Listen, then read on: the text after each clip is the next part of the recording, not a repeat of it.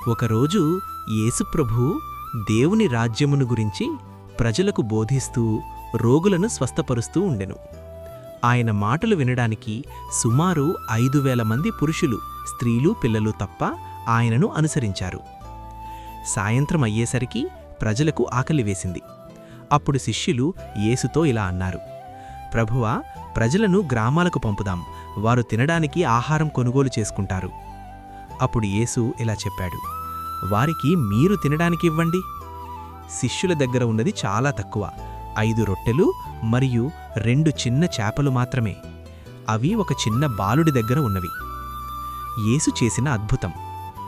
యేసు ప్రజలను గడ్డిమీద కూర్చోబెట్టాడు.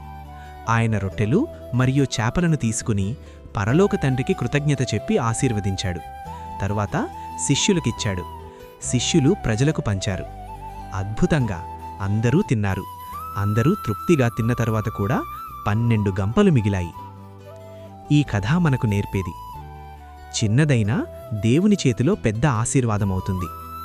విశ్వాసంతో ఇచ్చినది దేవుడు పెంచుతాడు. యేసు మన అవసరాలను చూసుకునే దేవుడు. దేవునికి కృతజ్ఞత చెప్పడం ముఖ్యము.